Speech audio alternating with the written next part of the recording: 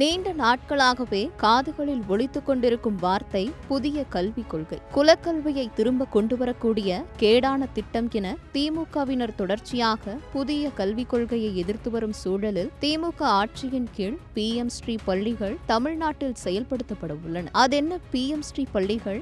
அதிர்ச்சி என்னவென்றால் புதிய கல்விக் கொள்கையின் மாதிரி பள்ளிகள் தான் இந்த PM ஸ்ரீ பள்ளிகள். பள்ளி கல்வித்துறை அமைச்சர் அன்பில் மகேஷ் கொடுத்த விளக்கங்கள் மேலும் குழப்பத்தையே ஏற்படுத்தியுள்ள நிலையில் PM ஸ்ரீ பள்ளிகள் என்றால் என்ன, இதனால் மாநில கல்விக் கொள்கைக்கு ஏற்படும் ஆபத்து என்ன, PM ஸ்ரீ பள்ளிகளால் சமத்துவ சமச்சீரான கல்விக்கு நேரக்கூடிய பாதிப்பு என்ன போன்ற கேள்விகளை மையமாக வைத்து கல்வியாளர் பிரின்ஸ் கஜேந்திர பாபுவுடன் சத்தியம் டிஜிட்டல் குழு மேற்கொண்ட உரையாடல் தற்பொழுது உங்களுக்காக. 2024-25 கல்வியாண்டுக்குள்ள PM ஸ்ரீ பள்ளிகளை தொடங்குறது தொடர்பான புரிந்துணர்வு ஒப்பந்தத்துல கையெழுத்து போட தமிழ்நாடு அரசு விருப்பம் தெரிவித்து மத்திய கல்வி அமைச்சகத்திற்கு கடிதம் ஒன்று எழுதியிருக்காங்க. PM ஸ்ரீ பள்ளிகள் அப்படின்ற பள்ளிகள்ல முக்கியமா சாதக பாதக அம்சங்கள் என்ன சார்? PM ஸ்ரீ பள்ளிகள் அப்படின்னு சொல்றது Pradhan Mantri school for rising India அப்படின்றதுதான் அவனுடைய சுருக்கமாக தான் PM ஸ்ரீ அப்படின்னு சொல்றாங்க. ஒளிரும் இந்தியாவினுடைய பிரதம மந்திரி பள்ளிகள் அப்படின்றது தான் அதுக்கான பொருள். ஒவ்வொரு மாநிலத்திலும் மாநில அரசுகள் சில பள்ளிகளை தேர்ந்தெடுக்கணும், அந்த பள்ளிகளை PM ஸ்ரீ பள்ளிகளாக அறிவிக்கணும். ஒன்றிய அரசும் சில பள்ளிகளை தேர்ந்தெடுக்கும், கேந்திர வித்யாலயா, நவோதயா வித்யாலயா போன்ற ஒன்றிய அரசுகள் நடத்தக்கூடிய பள்ளிகளை அவர்கள் சில பள்ளிகளை PM ஸ்ரீ திட்டத்தின் கீழ் பள்ளிகளாக அறிவிப்பார்கள். இவ்வாறு நாடு முழுக்க சில ஆயிரம் பள்ளிகளை அவர்கள் தேர்ந்தெடுத்து அந்த பள்ளிகளுக்கு ஒன்றிய அரசு நிதி கொடுக்கும். மீதி நிதியை மாநில அரசுகள் செலவு செய்யணும். அந்த பள்ளிகளை PM ஸ்ரீ பள்ளி என்கின்ற அடையாளத்தோடு நடத்தணும். இந்த PM ஸ்ரீ பள்ளிகள் அப்படின்னு சொல்றது தேசிய கல்விக் கொள்கை 2020 ஆய்வு கூடமாக இருக்கும் அப்படின்னு சொல்றாங்க. தேசிய கல்விக் கொள்கையினுடைய 2020 அனைத்து கூறுகளையும் நடைமுறைப்படுத்தக்கூடிய ஒரு ஆய்வு கூடமாக அது இருக்கு. லேப் NEP 2020 அவங்களுடைய PM ஸ்ரீ வலைதளத்தினுடைய முகப்பு பக்கத்திலேயே மிக தெளிவாக சொல்லியிருக்காங்க. இன்னொன்னு என்ன அவங்க சொல்றாங்கன்னு கேட்டா, இந்த பள்ளிகள்ல அனைத்து வசதிகளும் அனைத்து வாய்ப்புகளும் குழந்தைகளுக்கு இருக்கும். குழந்தைகள் முழுமையான கல்வி பெறுவதற்கு தேவையான அனைத்து ஏற்பாடையும் செய்திருப்போம். அதாவது இந்த மாணவர்கள் சிறந்த மாணவர்களாக இருப்பாங்க, ஆசிரியர்கள் சிறந்த ஆசிரியர்களாக இருப்பாங்க. அவர்கள் உயர்கல்விக்கு செல்வதற்கு தங்களை தகுதிப்படுத்திக் கொள்வதற்கு என்னென்னலாம் தேவையோ அனைத்து வசதியும் இந்த பள்ளிகளுக்கு இருக்கும் அப்படின்னு சொல்றாங்க. அப்படிப்பட்ட பள்ளிகளை மாநில அரசுகள் தங்களுடைய மாநில அரசுடைய பள்ளிகளை PM ஸ்ரீ பள்ளிகளை அறிவிக்கணும்னா வட்டாரத்துக்கு ஒரு பள்ளியோ மாவட்டத்திற்கு ஒரு பள்ளியோ அவர்கள் தேர்ந்தெடுக்கிறாங்கன்னா எத்தனை பள்ளிகளை தேர்ந்தெடுக்கிறாங்களோ அந்த பள்ளிகளுக்கு PM ஸ்ரீ திட்டத்தின் கீழ் கொண்டு வருவதற்கான ஒரு புரிந்துணர்வு ஒப்பந்தத்தை மெமரண்டம் ஆஃப் அண்டர்ஸ்டாண்டிங் ஒன்றிய அரசும் மாநில அரசும் கையெழுத்து போட்டுக்கிட்டா அது ஒன்றிய அரசு ஒரு பகுதி நிதியை கொடுக்கும், மீதிய நிதியை மாநில அரசு கொடுக்கும் அப்படின்றதுதான் இந்த PM ஸ்ரீ பள்ளியினுடைய திட்டம். இதுல நாம சாதகமா பாதகமா அப்படின்ற விவாதத்திற்கு இதுல இடம் இருக்கான்னு தெரியல. காரணம் என்னன்னு கேட்டா, இந்தியாவிற்கு விடுதலை கிடைப்பதற்கு முன்பாகவே விடுதலை போராட்டத்திற்காக தங்கள் உயிரையே தியாகம் செய்த பகத்சிங் போன்ற தியாகிகள், ஆனா தேசிய கல்விக் கொள்கை 2020 கீழ் அவங்க என்ன சொல்றாங்கன்னா, எல்லா பள்ளிகள்லயும் எல்லா வசதிகளையும் செய்து கொடுக்க முடியாது, முழுமையான கல்வியை எல்லா குழந்தைகளுக்கும் கொடுக்க முடியாது. தேர்ந்தெடுக்கப்பட்டு PM ஸ்ரீ பள்ளி என்று அடையாளப்படுத்தப்படுற அந்த மாதிரி பள்ளிகள்ல தான் எல்லா வசதியும் இருக்கும். அப்ப மாதிரி பள்ளிகள்ல எல்லா வசதியும் இருக்கும்னு சொல்லும் பொழுது மற்ற பள்ளிகளுக்கு அந்த வசதி எல்லாம் இருக்காதுன்னு தான் பொருள். ஒரு அரசு தான் நடத்துற பள்ளியிலேயே ஒரு பள்ளியில எல்லா வசதிகளும் இருக்கு, மற்ற பள்ளிகள்ல அந்த வசதி இருக்காது அப்படின்னு சொல்றது நியாயமா? ஒரு நல்வாழ்வு செய்யக்கூடிய காரியமா? இந்திய அரசமைப்பு சட்டத்தின் பிரிவு 14 சமத்துவ கோட்பாட்டை முன்வைக்கிறது. அப்படி என்றால் எல்லா குழந்தைகளுக்கும் சமமான கற்றல் வாய்ப்பை கொடுக்கணும். கூறு 21 வாழ்வாதாரத்திற்கான உரிமையை கொடுக்குது. அதாவது கண்ணியமிக்க வாழ்க்கை வாழ்வதற்கான உரிமையை கொடுக்குது. ஒரு குழந்தைக்கு சகல வசதியும் கொண்ட PM ஸ்ரீ பள்ளியில படிக்க வைப்பீங்க, இன்னொரு குழந்தைக்கு அந்த வசதி இல்லாத பள்ளியில படிக்க வைப்பீங்கன்னா அது இந்திய அரசமைப்பு சட்டத்திற்கு எதிரானது, சமத்துவ கோட்பாட்டுக்கு எதிரானது, சமூக நீதிக்கு எதிரானது என்பதனால்தான் பிஎம்ஸ்ரீ பள்ளிகளை ஏற்க இயலாது என்று இதற்கு கடுமையான எதிர்ப்பை தெரிவிக்கிறார். புதிய கல்விக் கொள்கையை எதிர்ப்போன்னு சொல்ற மாநில திமுக அரசு புதிய கல்விக் கொள்கையின் முன்மாதிரி பள்ளிகளான பிஎம்ஸ்ரீ பள்ளிகளை செயல்படுத்த ஆர்வம் காட்டுறது ஒரு சர்ச்சையான பேசு பொருளா மாறி இருக்கு சார். இதை பத்தி என்ன சொல்றீங்க? பிஎம்ஸ்ரீ பள்ளிகள் அப்படின்னு சொல்றது இந்திய அரசமைப்பு சட்டத்தினுடைய விழுமியங்களுக்கு எதிரானது என்று எப்படி சொல்கிறோமோ அதே போன்றுதான் கலைஞருடைய கனவு திட்டமான சமச்சீர் கல்வி திட்டத்திற்கும் எதிரானது. சமச்சீர் அப்படின்ற சொல்லல சமம் சீர் என்ற 2 சொற்களும் இணைந்திருப்பதை நீங்க பார்க்கலாம். சமமாக எல்லோருக்கும் சீரான கல்வி கிடைக்கணும் என்பதுதான் இந்த சமச்சீர் கல்வியினுடைய நோக்கம். ஆனா பிஎம்ஸ்ரீ பள்ளிகள் கீழே என்ன சொல்றாங்க?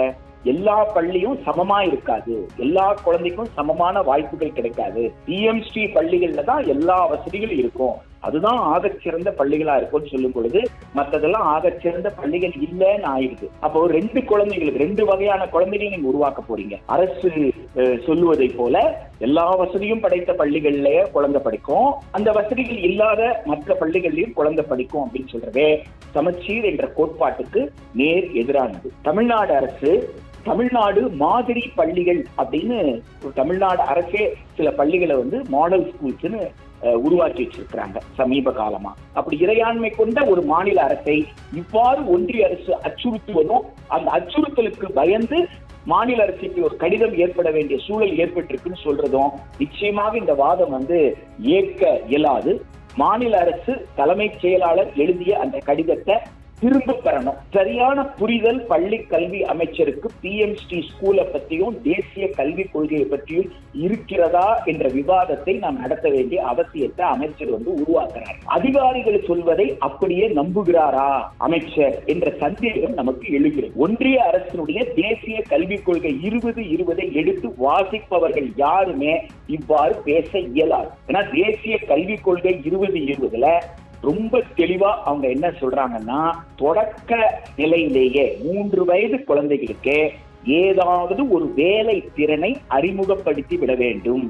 அதை விளையாட்டின் மூலமாக வேலை திறனை கற்றுக்கொள்ளணுமா. வேலை திறனை எக்ஸ்பீரியன்ஷியல் லேர்னிங் அப்படின்னு சொல்றாங்க. அனுபவ ரீதியாக அவங்க ஒரு வேலையை உணர்றதா, அது பிளேவே மெத்தட்ல வேலையை கத்துக்கிறதா. 3 வயது குழந்தைகளுக்கு 8ஆம் வகுப்பு முடிக்கும் பொழுது, அதாவது 13 வயதிலிருந்து 14 வயது இருக்கிற அந்த வயதிலேயே ஒரு குழந்தை ஏதாவது ஒரு வேலையில திறன் பெற்றிருக்கணுமா, அதை திறன் பெற்றதற்கான சான்று அந்த குழந்தைகிட்ட இருக்கணுமா. 9ஆம் வகுப்புல கால் வைக்கும் பொழுது உயர்கல்வியில அது கணிதமா அறிவியலா என்ன பாடம் எடுக்க போகுது தீர்மானிச்சுக்கணுமா, இல்ல வெவ்வேறு பாடங்கள் இருக்குன்னா எந்த பாடம். அப்ப கணிதத்தை உயர்கல்வியில அந்த குழந்தை எடுக்க போறது இல்லைன்னா அப்ப கணித பாடத்தை அவங்க தேர்வு நடத்தும் பொழுது 2ஆ பிரித்து AB நடத்துவாங்களாம். ஒன்று முழுமையான கணிதத்தை அந்த குழந்தை படித்திருக்கோம், இன்னொரு தாள் எப்படி இருக்கும்னா யார் உயர்கல்வியில கணிதம் படிக்க போறதுலையோ அவங்களுக்கு அடிப்படை கணிதம் மட்டும் இருந்தா போறோம். அப்ப அடிப்படை கணிதம் மட்டும் இருந்தா போறோம்னு ஒரு குழந்தை படிச்சிருச்சுன்னா அதுக்கப்புறம் அது உயர்கல்வியில கணிதம் படிக்கணும்னா அதுக்கு வேற ஒரு தேர்வை நீட்டு எழுத வேண்டிய ஒரு கட்டாயத்துக்கு வரும். ஒரு 13 வயது 14 வயது இருக்கும் பொழுது ஒரு குழந்தையால் இதை தீர்மானிக்க முடியுமா? சாதாரணமா இப்ப நம்ம மேல்நிலை பள்ளி படிக்கிற மாணவர்களே அவங்க 4 பாடம் எடுக்கும் பொழுது எனக்கு பயாலஜில ரொம்ப இன்ட்ரெஸ்ட்னு சொல்லி ஒரு +1ல ஒரு குழந்தை பாடத்தை பயாலஜி பாடம் எடுத்துருக்குன்னா முடிக்கிற நேரத்தில் எனக்கு பயாலஜி எனக்கு இல்லை, நான் பிஎஸ்சி பிசிக்ஸ் படிக்கிறேன்ற முடிவு எடுக்குது, பிஎஸ்சி மேத்ஸ் படிக்கிறேன்ற ஆப்ஷன்ஸ் அதிகம் இருக்கிறது தான் குழந்தைகளுக்கு நல்லது. ஆப்ஷன்ஸை வாய்ப்புகளை சுருக்குவது அப்படின்னு சொல்றது அது குழந்தைக்கு எந்த வகையில பயன்படும் என்ற மிக முக்கியமான கேள்வி எழுகிறது. பல்வேறு வகையான நெருக்கடியை கொடுத்து நீங்க பள்ளி பருவத்தை முடிச்சா கூட பள்ளி படிப்பினுடைய மதிப்பெண்ணை வைத்துக் கொண்டு நீங்க உயர்கல்விக்கு போக முடியாது. நீங்க BA தமிழ் படிக்கணும், BA ஹிஸ்டரி படிக்கணும்னு சொன்னா கூட பட்டப்படிப்பு 3 ஆண்டு பட்டப்படிப்பு என்பது இனிமேல் 4 ஆண்டு பட்டப்படிப்பு, அப்படிப்பட்ட பட்டப்படிப்புக்கு நீங்க போகணும்னு சொன்னா கூட அகில இந்திய அளவுல ஒரு நுழைவுத் தேர்வை எழுதி அந்த நுழைவுத் தேர்வுல எடுக்கக்கூடிய மதிப்பெண்ணை வைத்துத்தான் நீங்க பல்கலைக்கழகத்துக்கு கல்லூரிக்கு நீங்க போக முடியும்ன்ற நிலை. இது அனைத்தையும் உள்ளடக்கியதுதான் பிஎம்ஸ்ரீ பள்ளி என்பதை பள்ளிக்கல்வி அமைச்சர் புரிந்து கொண்டாரா? எப்படி ஒரு மாநிலத்துல ஒரு பள்ளிக்கூடத்துல எல்லா வசதியும் இருக்குன்னு அமைச்சரே சொல்லுவாரு, அதே அமைச்சர் கீழே இருக்கிற மற்ற பள்ளிக்கூடத்துல இந்த வசதி இருக்காதுன்றத பள்ளிக்கல்வி அமைச்சரே சொல்லுவாரா? அவர் தான் 2க்கும் அமைச்சர். ஒரு பள்ளியில எல்லா வசதியும் இருக்குப்பா, நீ அங்க போய் அப்ப அந்த பள்ளியில படிக்க முடியாத பையன் எப்படி வந்து உயர்கல்விக்கு உண்டான சவால்களை எதிர்கொள்ள முடியும்? அப்ப நீங்க எப்படி வந்து ஒரு குழந்தைய அப்படி வடிகட்ட முடியும்? இந்த குழந்தைகள்லாம் திறமைசாலிகள், இந்த குழந்தைகள்லாம் நல்லவங்க, இந்த ஸ்கூல்ல வேலை செய்யறவங்க எல்லாம் திறமையான ஆசிரியர்கள், நல்ல ஆசிரியர்கள். அப்ப மற்ற ஸ்கூல்ல வேலை செய்யறவங்க எல்லாம் திறமையற்ற ஆசிரியர்களா? போதுமான அளவு அனுபவம் இல்லாத ஆசிரியர்களா? பிஎம் ஸ்ரீ பள்ளிகள் விவகாரத்துல திமுக இரட்டை நிலைப்பாடு எடுத்திருக்கிறதா பாஜக தரப்புல இருந்து வலுவான விமர்சனங்களை முன் வச்சுட்டு வராங்க. அதாவது ஒரு பக்கம் தலைமை செயலாளருக்கு எழுதின கடிதத்துல திட்டத்துல இணைய ரொம்ப ஆர்வமா இருக்கிறதா குறிப்பிட்டிருக்க அதே திமுக பொதுவெளியில சொல்ற விளக்கங்கள் வேற மாதிரியா இருக்கு. இதுக்கு என்ன காரணமா இருக்க முடியும் சார்? திராவிட முன்னேற்ற கழகம் என்ற கட்சி தேர்தல் வாக்குறுதியில தேசிய கல்விக் கொள்கை 2020 பாதகங்களை நன்றாக உணர்ந்துதான் தேசிய கல்விக் கொள்கை 2020 நிராகரிப்போம், அதற்கு மாற்றாக மாநிலத்திற்கு என்று ஒரு கல்விக் கொள்கையை உருவாக்குவோம் என்று தேர்தல் அறிக்கையில எழுதி வச்சிருக்காங்க. வாயில சொல்லல. தேர்தல் அறிக்கைன்றது மக்களுக்கும் தேர்ந்தெடுக்கப்படக்கூடிய பிரதிநிதிகளுக்கும் இடையில உண்டான ஒரு ஒப்பந்தம். மக்கள் வந்து வெறும் வாக்காளர்கள் அல்ல, இறையாண்மை கொண்ட இந்தியர்கள் தங்களிடம் இருக்கும் இறையாண்மையை வாக்குச்சீட்டின் வாயிலாக தான் தேர்ந்தெடுக்கும் அரசுக்கு கொடுத்திருக்கிறாங்க. ஒரு தொலைக்காட்சியில திராவிட முன்னேற்ற கழக தலைவர் திரு மு.க. ஸ்டாலின் அவர்கள் இளைஞர்களோடு மாணவர்களோடு உரையாடல் நடத்துகின்ற போது அந்த இடத்துல ஒரு இளைஞர் எழுந்து கேள்வி கேட்டாங்க. ஒரு மாணவர் எழுந்து கேள்வி கேட்கிறார், கல்விக் கொள்கை சம்பந்தமா கேள்வி கேட்கிறார். ஆக கல்விக் கொள்கை என்பது 2020 சட்டமன்ற தேர்தலில் மைய விவாத பொருளாக இருந்தது. தேசிய கல்விக் கொள்கை 2020 ஏற்க இயலாது என்ற நிராகரிப்பு வாக்குதான் 2021 தமிழ்நாடு மக்கள் கொடுத்த வாக்கு. மாநிலத்திற்கென்று சுயமான கல்விக் கொள்கையை உருவாக்க வேண்டும் என்பதுதான் மக்கள் கொடுத்த வாக்கு. திராவிட முன்னேற்ற கழகத்தை பொறுத்த வரைக்கும் தேசிய கல்விக் கொள்கை ஏற்றுக்கொள்ளவில்லை. அரசு என்று வந்த பிறகு முதலமைச்சர் தலைமையில் இருக்கிற அமைச்சரவை தான் கொள்கை முடிவு எடுக்க முடியும். முதலமைச்சர் வந்து ஒரு ஓய்வு பெற்ற டெல்லி உயர்நீதிமன்றத்தினுடைய தலைமை நீதிபதி தலைமையில மாநில கல்விக் கொள்கை வகுப்பதற்கு ஒரு குழு போட்டிருக்கிறார். முதலமைச்சர் தான் அந்த குழுவை அமைத்தார். அந்த குழு அறிக்கை தந்ததா, அந்த குழுவினுடைய அறிக்கை பெறுவதில் அரசாங்கத்திற்கு என்ன தயக்கம், ஏன் இது நாள் வரைக்கும் பெறல என்பதை முதலமைச்சர் வந்து விளக்கணும். முதலமைச்சர் தலைமையில் இருக்கிற அமைச்சரவை தான் கொள்கை முடிவை எடுக்க முடியும்.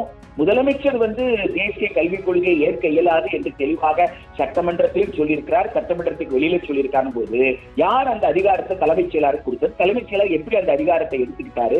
நிதி கொடுக்கல, இப்படி லெட்டர் கொடுத்தாலும் அந்த 2 இன்ஸ்டால்மெண்ட் நிதியை கொடுப்பாங்கன்ற ஒரு முடிவுக்கு தலைமைச் செயலாளர் போவது என்பது ஒரு நியாயமான அணுகுமுறையா இருக்க முடியுமா? நிதி ஒன்றிய அரசு கொடுக்கலன்னா ஒன்றிய அரசு நிதியை கொடுக்கலன்ற விஷயத்தை ஒரு வெள்ளை அறிக்கையின் மூலமாக மக்கள் முன்பாக வைத்து மாநில பள்ளி கல்வியை நடத்தணும், உயர்கல்வியை நடத்தணும், பள்ளி தொடங்கி பல்கலைக்கழகம் வரைக்கும் நிதி சிக்கல் இருக்குன்னு சொன்னா மாநில அரசு ஒன்றிய அரசு நிதி கொடுக்க தயங்குது. அதற்காக கல்லூரி பல்கலைக்கழகத்தை அரசு நடத்தாம இருக்க முடியாது.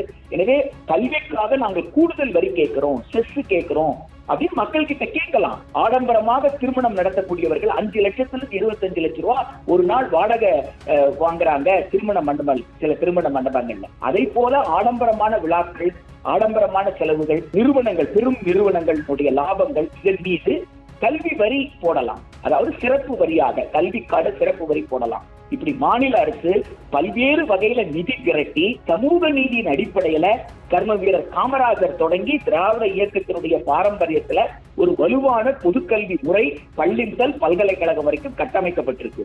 இந்த பள்ளி முதல் பல்கலைக்கழகம் வரைக்கும் கட்டமைக்கப்பட்ட இந்த பொதுக்கல்வி முறையை அரசின் நிதியிலே செயல்படும் அரசு பள்ளி, அரசு பல்கலைக்கழகங்களை காக்க வேண்டிய பொறுப்பு திராவிட முன்னேற்ற கழக தலைமையில் இருக்கக்கூடிய தமிழ்நாடு அரசுக்கு இருக்கிறது. எனவே அந்த பொறுப்பை உணர்ந்து இந்த அரசு செயல்படணும் என்பதுதான் மக்கள் வைக்கக்கூடிய கோரிக்கை. தமிழ்நாட்டுக்கு பிஎம் ஸ்ரீ பள்ளிகள் தேவையா சார்? ஒரு கல்வியாளரா உங்களோட பார்வை என்ன சார்? நான் உங்களை திருப்பி கேட்கிறேன். தமிழ்நாட்டுல எல்லா வசதியும் இருக்கிற ஒரு பள்ளிக்கூடம் இருக்குன்னு திரு நரேந்திர மோடி சொல்றாருன்னா, அப்போ எந்த வசதி இல்லாத பள்ளிக்கூடமும் இருக்குன்னு திரு நரேந்திர மோடி சொல்றாருன்னா அதை நீங்கள் ஏற்றுக்கொள்கிறீர்களா என்பதுதான். விடுதலை பெற்று 75 ஆண்டு முடிஞ்சிருச்சு, அமிர்த மகோத்சவம்னு சொல்லி இந்தியா முழுக்க கொண்டாடினீங்க, அமிர்த பெருவிழான்னு கொண்டாடினீங்க. 75 வருடம் கழித்து 10 ஆண்டு காலமாக திரு நரேந்திர மோடி அவர்கள் ஆட்சி செய்து பெரும்பகுதி மக்களுக்கு எல்லா வசதி இருக்கிற பள்ளிகள் கிடைக்காதுன்னு திரு நரேந்திர மோடி அவர்கள் மிக தெளிவாக சொல்றாரு. திரு அமித்ஷா அவர்கள் மிக தெளிவாக சொல்றாரு. அதை அப்படியே திரு RN ரவி அவர்களும் இங்கே தமிழ்நாட்டில் ஆளுநரா உட்கார்ந்துகிட்டு அவரும் அதை வழிமொழிகிறாரு. இந்திய அரசமைப்பு சட்டம் எல்லோருக்கும் எல்லா வசதியும் கொடுன்னு சொல்லுது. இந்தியாவில் இருக்கிற ஒவ்வொரு குழந்தைக்கும் ஒரு குழந்தைக்கு என்ன வசதி வேண்டும் என்பதை தீர்மானித்து அதே வசதி எல்லா குழந்தைக்கும் கிடைக்கும் என்று சொல்வதற்கு பதிலாக தேர்ந்தெடுக்கப்பட்ட சில பள்ளிகள் மட்டுமே PMC பள்ளிகள், அந்த பள்ளிகளுக்கு மட்டும் பல கோடி ரூபாய் செலவு செய்வோம், அந்த பள்ளிக்கூடங்கள்ல எல்லா வாய்ப்புகள் இருக்கும், எல்லா வசதிகள் இருக்கும், அந்த பிள்ளைகளால் உயர்கல்விக்கு போவது மிகவும் எளிமையாக இருக்கும் சொன்னீங்கன்னா என்ன அர்த்தம்? அப்ப திரு நரேந்திர மோடி தலைமையில் இருக்கிற மற்ற பள்ளிகள் எல்லாம் இந்த வசதி இல்லை என்று திரு நரேந்திர மோடி சொல்றாருன்னு அர்த்தம். அதை நீங்கள் ஏற்றுக்கொள்கிறீர்களா? ஒரு சமமற்ற கல்வி அப்படின்னு சொல்றதை ஏற்றுக்கொள்ள முடியுமா? அது அரசமைப்பு சட்டத்தினுடைய சமத்துவ கோட்பாட்டிற்கு நேர் எதிரான விஷயம் இல்லையா? அப்ப சமூக நீதிக்கு எதிரான, சமச்சீர் கோட்பாட்டுக்கு எதிரான, அரசமைப்பு சட்டத்திற்கு எதிரான ஒரு திட்டத்தை எப்படிங்க ஏற்றுக்கொள்ள முடியும்? இது 23 வயதில் பிரிட்டிஷ்காரர்களால் உயிர் பறிக்கப்பட்ட பகத்சிங் செய்த தியாகத்துக்கு செய்த துரோகம் இல்லையா? வஉசி உள்ளிட்ட விடுதலை போராட்ட தியாகிகளுக்கு செய்த துரோகம் இல்லையா? இதுதான் 19ஆம் நூற்றாண்டு தொடங்கி 20ஆம் நூற்றாண்டில் விடுதலை போராட்டத்தில் தொடங்கி இன்றைய தேதி வரைக்கும் மக்கள் கோரிக்கொண்டிருக்கிறது. எனவே சமமான கற்றல் வாய்ப்பை கொடுக்கக்கூடிய அரசின் நிதியிலும் செலவிலும் பொதுப்பள்ளி முறைமை மூலம் கல்வி உரிமை வேண்டும். அதைத்தான் இந்தியா எதிர்பார்க்கிறது. அதை நோக்கிதான் 2024 தேர்தல். எனவே மக்களை கூறு போட்டு ஒரு சிலருக்கு மட்டும் நல்ல வாய்ப்பு, பெரும்பகுதி மக்களுக்கு சாதாரண வாய்ப்பு என்று சொல்ற PMC ஸ்கூலை நிச்சயமாக ஏற்க முடியாது. அதை நிராகரிக்க வாக்காக தான் 2024 தேர்தலில் வாக்கு இருக்கணும் அப்படின்றதான் மக்கள் விரும்புறாங்க. அரசியல் சார்ந்த சமூக பார்வைகள் மற்றும் பல தகவல்களை தெரிந்து கொள்ள சத்தியம் டிஜிட்டலுடன் இணைந்திருங்கள்.